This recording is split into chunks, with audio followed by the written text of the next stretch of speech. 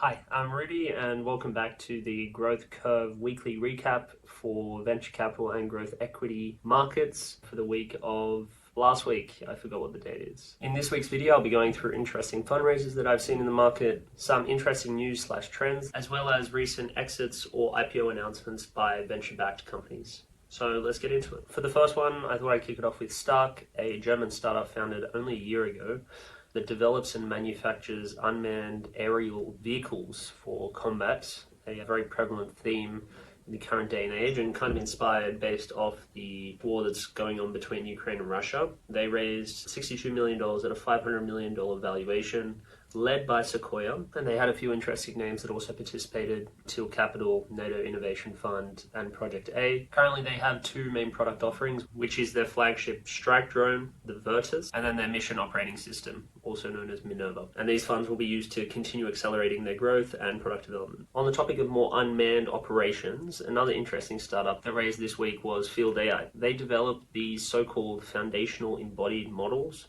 which are different from traditional AI models in the sense that they are better able to adapt to context rather than use vast amounts of data to analyze every possible thing, with the idea being that with this model, robots and humanoids can better adapt to new environments and not require huge amounts of training data. They raised $314 million in new funding led by Bezos Expeditions, Prism and Temasek, and so within 2.5 years, they have raised over $400 million. Aalo Atomics, they also raised this week $100 million in a Series B, led by Valor Equity Partners, and they had a whole consortium of different people that also joined in. This is also really interesting. The idea is to make very small modular nuclear reactors, which are based off the research of Idaho National Laboratory, and in theory provide low-cost electricity at scale. Currently, the desired use case is really for data centers, but founders have kind of expressed the interest to expand this out over time. This hasn't really got into production yet. The idea is to get it there by 2026. And so the funds will be used to continue the development of the product and the scaling out for that 2026 timeline. Quite ambitious, but very cool project.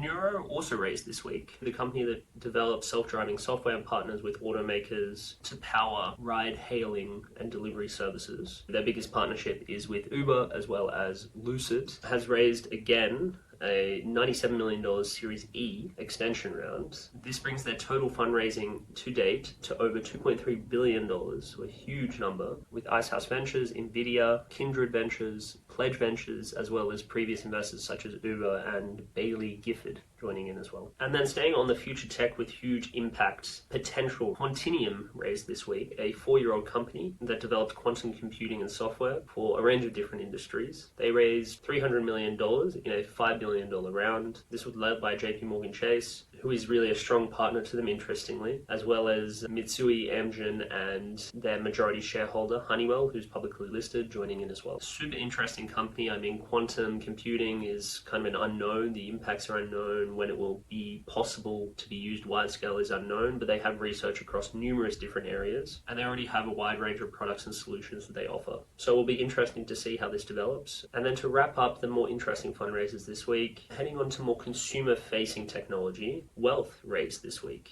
It uses behavioral economics to provide better incentives for healthcare patients. So whether it's someone wanting to take a pill, whether it's someone that needs to do some sort of exercise, it provides financial reward, which can be collected on a daily basis to ensure that they comply with the program. They've actually been around for 12 years, but this is their Series C. They raised $36 million, led by Mercado Partners, with a few different VCs also chipping in there as well. And so these incentives are actually provided by the healthcare provider or the insurance provider that covers the client, with the rationale being that through continued use of the healthcare product or service, that they will actually incur less of a fee for the insurance provider in the long term. Interesting concept. And to wrap up with the fundings for this week was Midas, zero commission investing app for Turkish people that allows them to buy and sell US securities for 90% less than what they usually paid and waives all fees on the local exchange. Raised $80 million in a Series B, led by QED investors, as well as participation from IFC HFC, HSG, Quantum Light, and a few other names. This brings their total fundraising to $140 million,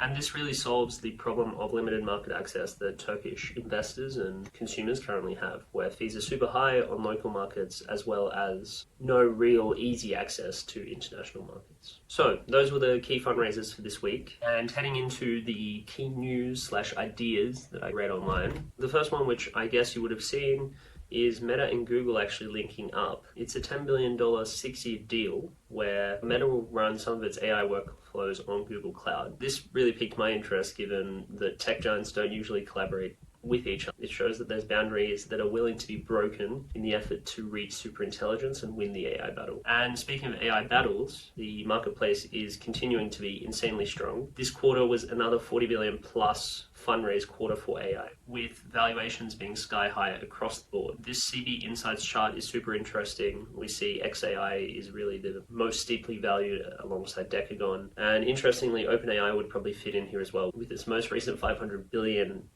secondary share sale. And now what's kind of interesting is that you have Databricks now raising funds at $100 billion, and this kind of looks cheap. There was an interesting article that Jason Lemkin actually wrote about this, showing that he thinks Databricks could be undervalued.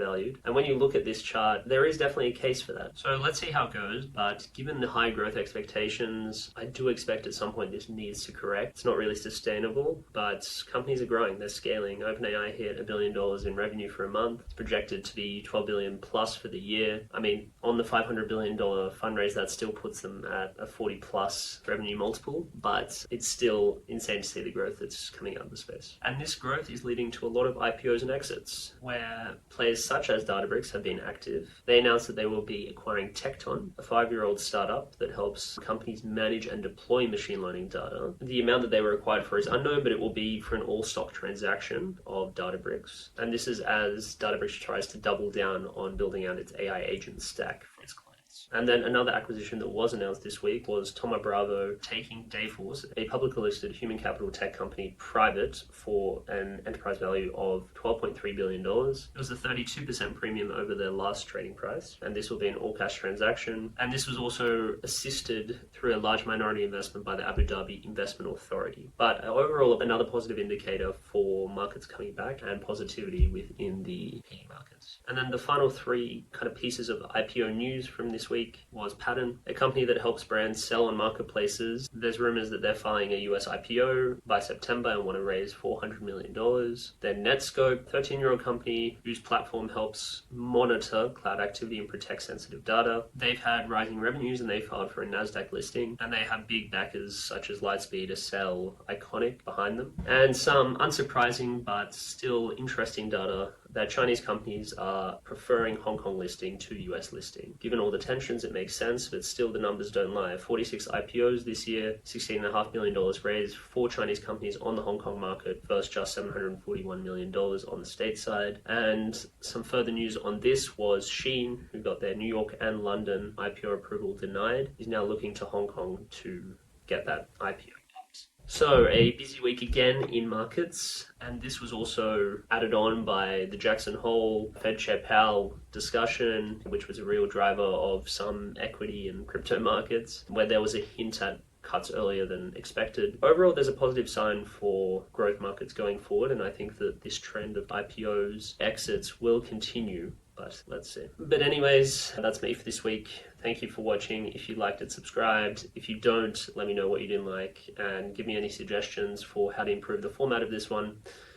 Thanks again for watching and see you next week.